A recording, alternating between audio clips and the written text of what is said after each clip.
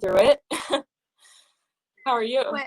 Well, I'm doing great. I'm in LA. I've been kind of loving the quarantine life. So forgive me because I don't know how everybody else is feeling, but I'm feeling pretty good about it. Where have you been quarantining? So I moved to LA last August. So I've almost been there a year. But since COVID started, I came back home, which is Portland, Oregon. Um, so I still have my apartment in LA and everything. I'll probably go back soon, but I am in Portland, Oregon right now. It's currently raining Oh, like crazy, and I don't know when it's gonna stop. fantastic. So tell us a little bit about you for my audience that doesn't know who you are. And you are one of the new faces of the environment. You've been very involved with the Green New Deal and the Sunrise Movement. So why don't you share with us a little bit about who you are and how did you get to this work? Yeah, so my name is Summer. I'm a climate activist and writer. I grew up in Portland, Oregon. And when I was about in like middle school, like seventh or eighth grade, my parents relocated to Florida along the Gulf Coast of Mexico. And when I was there, that was when I really became very passionate about environmental issues.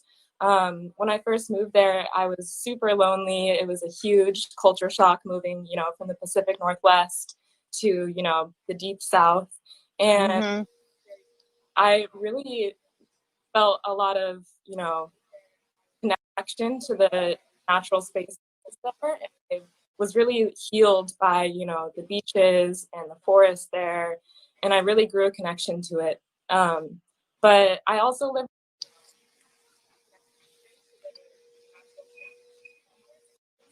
I oh, one.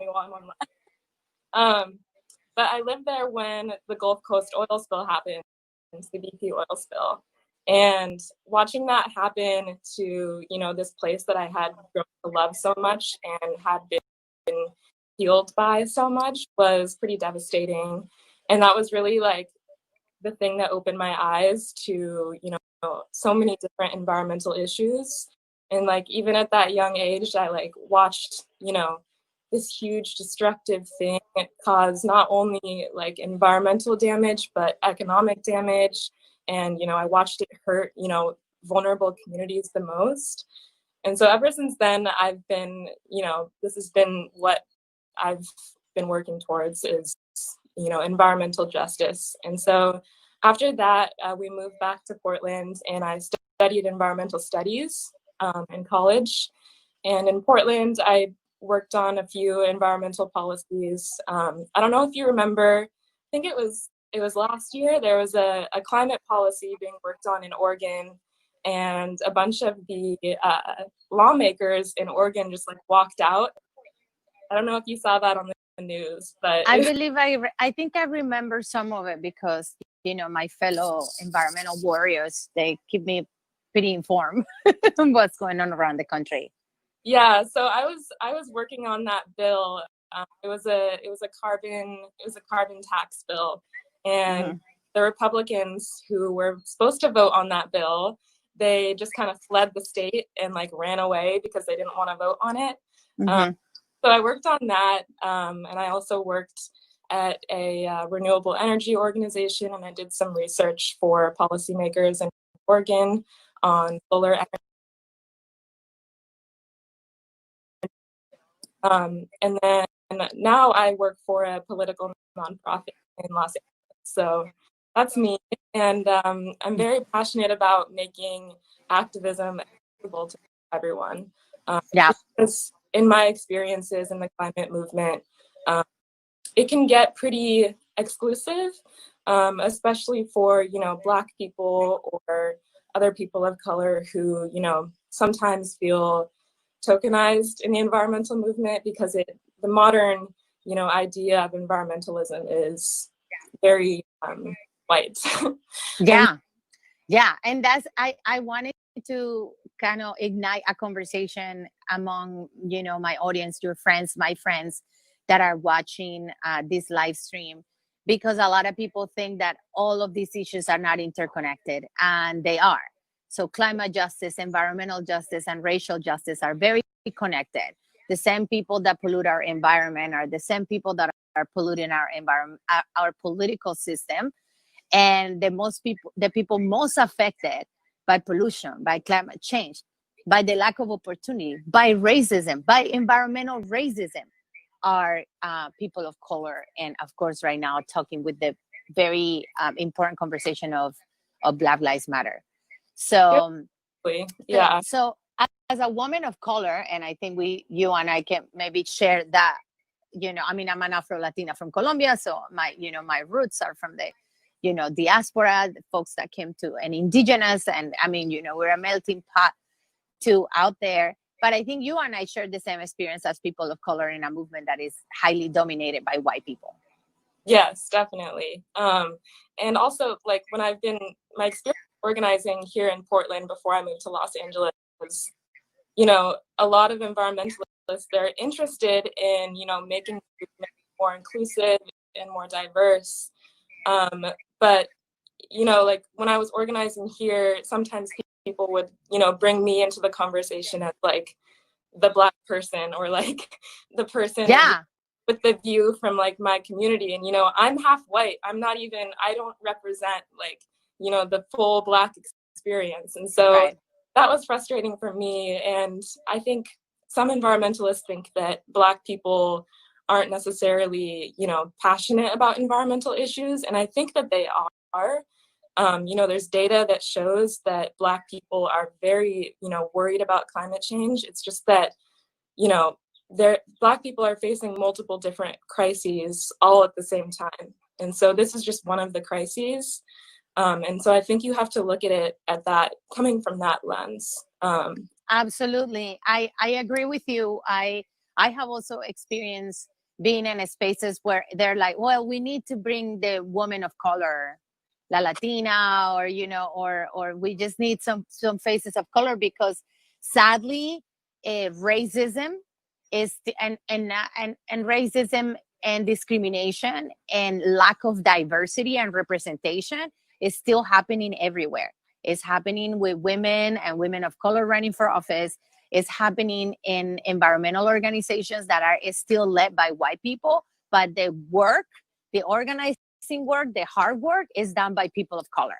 Mm-hmm. And let's just be clear here that people of color are living in areas where there's most pollution, where there are food deserts, where they have lack of access to healthy food, where there are lack of good public transit, where the idea of having bike lanes have turned into a public safety issue instead of something that is better for to keep our sustainable world, going. So I have been always very interested on the intersection between race and the environment, because there's no brainer that what is affecting Black people and also Latinos in this country is also highly affected by climate. Oh yeah, definitely. And I think when I moved to Los Angeles, I didn't know anything about, the oil drilling that's been happening there. Yeah. And, 500,000 people in Los Angeles live within a mile or so of a oil field. And that was so shocking to me. And it just made me realize that, people of color in low-income communities, it's not just police brutality. That's just one of the forms of violence that they're facing. They're facing violence from, the fossil fuel industry, who has no regard for public health in those communities. And they hide the contaminants that they're putting out into the air, and, they're just lying. And it's just so upsetting. And it's very upsetting when to be the voice of an entire community of multiple different, races. Sometimes people have brought me to the table to be a voice of, a community that I'm not even a part of. Right. Sometimes someone asked me to, talk about like an indigenous issue for climate policy. And it's like, I'm not indigenous. like just because I'm a person of color I don't have the right to like be speaking for this community. So I think that's been a huge issue as well. Yeah, absolutely. And I want to invite the folks that are watching right now. Thank you for tuning in.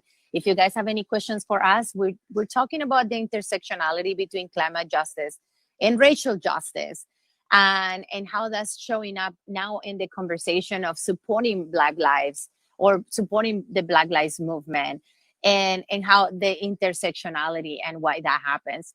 So, I started my career as an environmental justice or environmentalist as a very young age. I was in Colombia.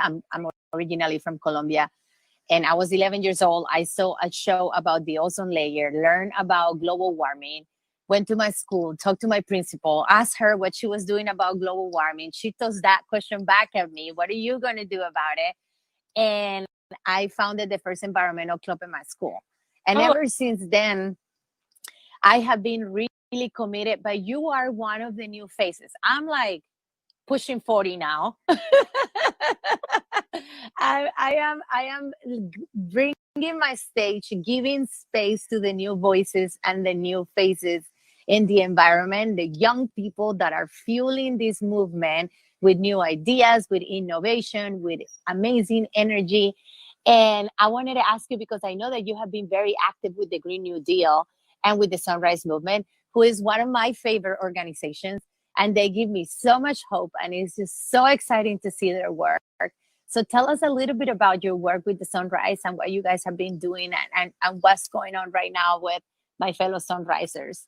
Yeah, definitely. So I feel the same way about Sunrise. I love them so much. They give me, so much hope and like energy in this movement, especially at times when things can feel so dark and so scary. Yeah, so I started organizing with Sunrise in, I think it was summer of 2018. And I was in New York with my friend who was part of the first, Sunrise semester. Sunrise started out as a fellowship in the summer, and they worked in very deliberate areas across the country to help progressive candidates win in their districts. And so one of my friends was working in New York, and she was, canvassing for AOC at the time and really backing her campaign. So I met her, and we went to a climate march, and I was with Sunrise, and I had never seen that type of energy from any organizing group before. And as soon as right after that march, I was like, oh my God, I need to, get involved with this movement. Be part of this movement. Yeah. Yeah. And also what I love about Sunrise is that, they're not just focused on, how bad this crisis is. They're focused on, building a better future and like what the future could actually look like, and, reimagining, what humans can really do as a species. And it's just so hopeful to me. So yeah, so I have been organizing with Sunrise LA. And what I love about them right now is that they get it, they completely are invested in the racial justice movement, and they're working a lot with the LA city budget right now, which is so crazy to me that they would devote half of the budget to the police. And that they cut the budget for the climate emergency department in Los Angeles, which was a unique thing from all over the country. Los Angeles started a climate emergency department where we were going to deal with climate change in a real way. So all these fires, the urban oil drilling, which is happening 3 blocks away from my home, the lack of good public transit, the lack of public safety for people that bike and walk. And I think now with the pandemic, we see this more than ever because people have been relying in just walking their area. The lack of parks, the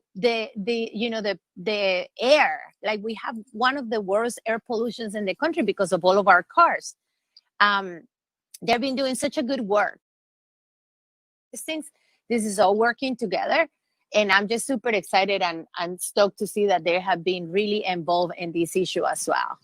Yeah, definitely. And I think that's the frustrating thing about all of this, is that in politics, you never really see that intersectionality at, any level, whether it's local, city, state, or, the federal level. We don't see that intersectionality play out in policy. Like, whether it's a city budget or the federal budget, or, specific climate policies in general, that intersectionality does not play out in policy, and it needs to.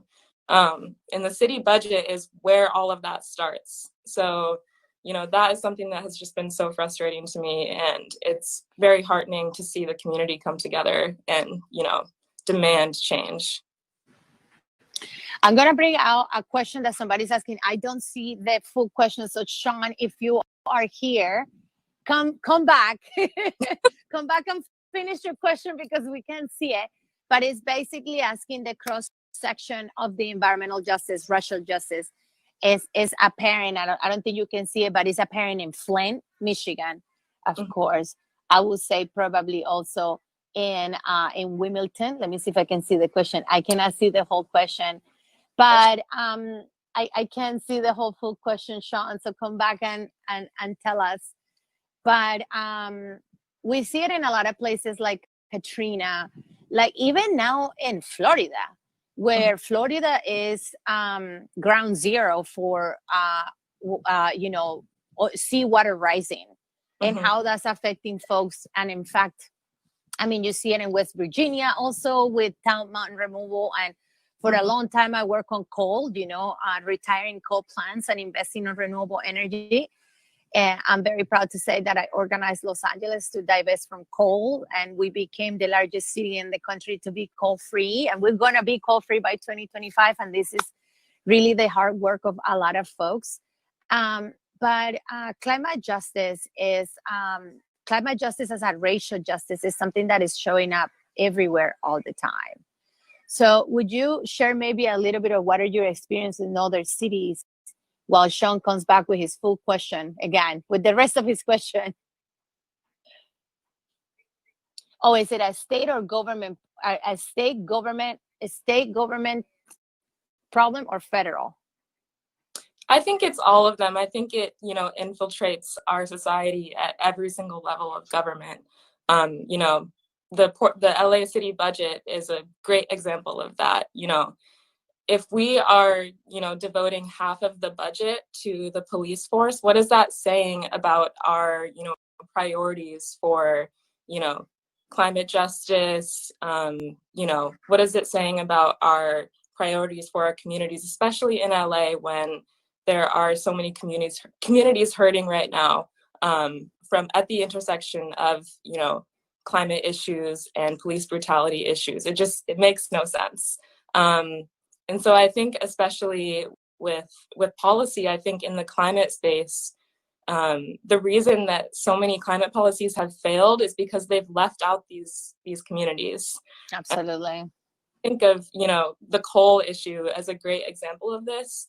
Like the coal country in, West Virginia, they have historically been so opposed to any, environmental policy or any environmental progress, because that's their jobs, that's their livelihood.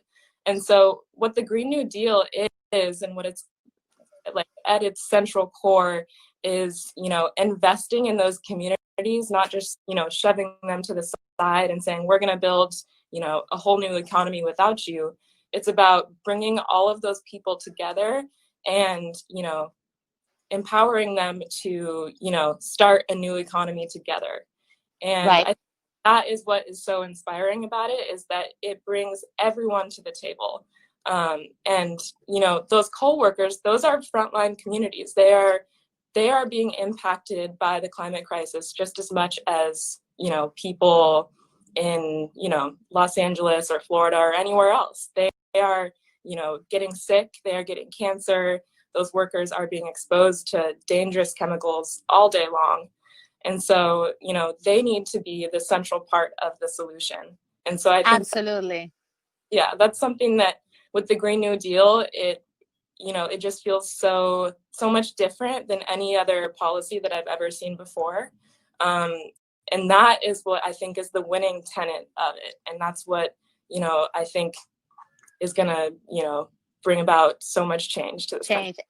And we need to continue pushing, because back to the question around, is it a local, federal, state issue? Fighting climate change, pollution, bringing our communities, uplifting the pain, uplifting our communities, and solutions for our communities. So number one, we have a president that believes that climate change is a hoax. It was created by the Chinese. Okay, so let's just start there. He has basically done everything he can to dismantle the Environmental Protection Agency, so the EPA. So we have no regulators, not that they were so great to begin with, but we have really no agency overseeing fracking, overseeing that people are not polluting our rivers, overseeing that they are not mining for lithium, mining for coal or gas in national monuments. So all these things are happening as we are dealing with a global pandemic that has wrecked our economy. And so, guys, I want you to kind of start opening up your mind, because all of these things are happening together. Now, it's particularly in California, we have a very progressive governor that promised that he was not going to allow more fracking in California.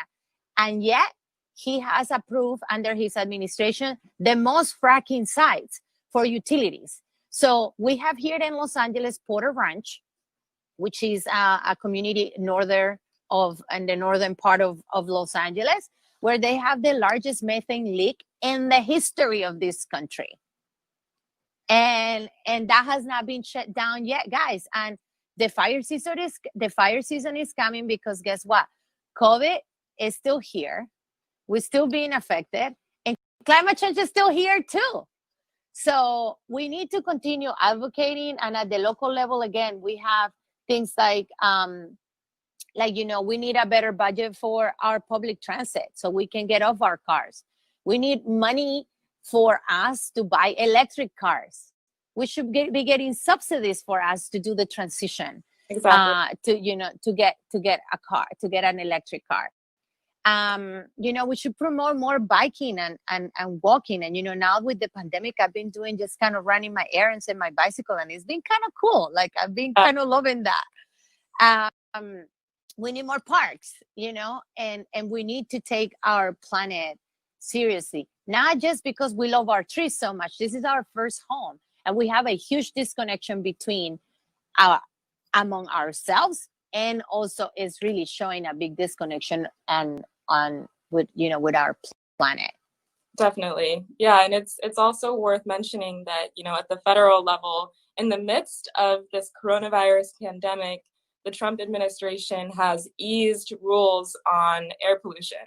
In the midst of all of this, when, Black people and people of color in heavily polluted communities are, more at risk from coronavirus, in the midst of all of that, Trump is easing the laws on air pollution. So, that just shows where their priorities are at right now. Yeah. And so, yeah, that's another federal. What I want to shift the conversation a little bit about that Black people of color don't care about the environment. So why don't we dive in a little bit more of that? Because I think that's such a flow idea. A lot of people of color suffer from respiratory illness, cancer. They suffer from asthma. So it's almost impossible that they wouldn't care about this issue, you know? So what do you say to people when they said, oh, they don't care? They just don't care. Yeah, well, there's been studies that have looked into this that have shown that people of color care just as much about environmental issues as white people. And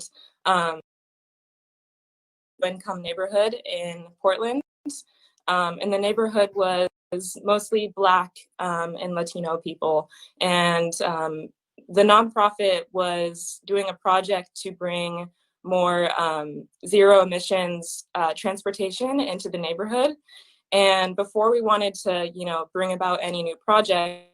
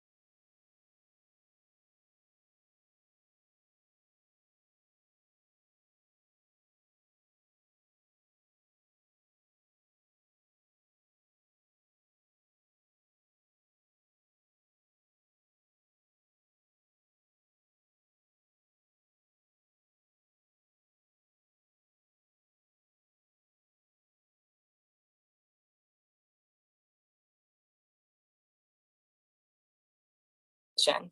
And so I was going out and talking to people in the neighborhood and asking them what their thoughts were and what they wanted the future of transportation in the neighborhood to look like. And most of the people that I talked to were very passionate about, these changes in transportation and, electric vehicles and zero emissions buses and stuff like that. But when it came to, actually bringing them to their neighborhood, a lot of them, either laughed or they were just like, that's not meant for us. That's a white man's like technology. And so these people they're very passionate about these issues, not change. It's just that there's so many structural crises happening within these communities that white people fail to address when they are talking about, environmental progress. And so once, the broader environmental community can address these issues all in the same pot and not, be off in a, silo on the side talking about one of the crises when in reality, most of these communities are facing so many different crises. And we're never, ever going to be able to solve the climate crisis without these communities. And so, absolutely. And again, the idea is to have are the first ones to benefit and reaping the benefits of policies that we're trying to push. This is why it's so important. In California, we have an organization called CEJA, the California Environmental Justice Alliance. They do wonderful work. And we also need to make sure, and for the white allies out there, we need to make sure that they also become advocates and that they also give a space for Black folks and for people of color to be able to share their stories and also to be able to participate on these tables. I think one of the frustrating things for me is that a lot of the funding goes to more mainstream organizations that have more resources, bigger organizations. And I work for a big mainstream environmental organization. I used to work for the Sierra Club, and I'm still the diversification and the representation on the environmental table and on the climate justice table is taking so long. And I think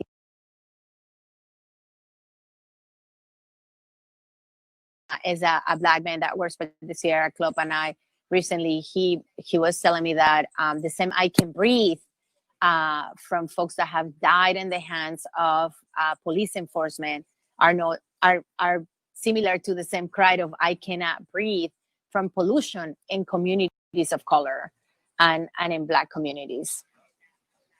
Yeah, definitely. And, I think it's struggle for Black people since, the inception of this country. And, the modern environmental movement, if we think about the beginnings of it, John Muir and like the original like conservationist theories, those were,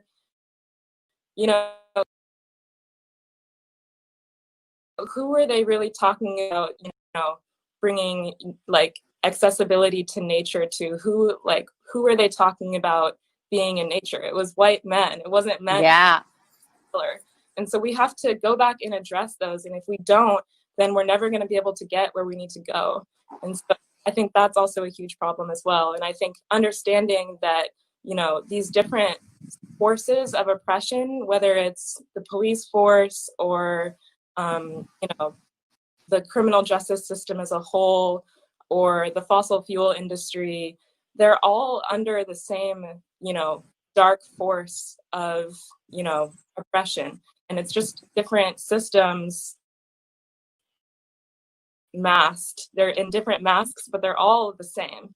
And so imagine how much stronger our movement could be if we all joined forces together.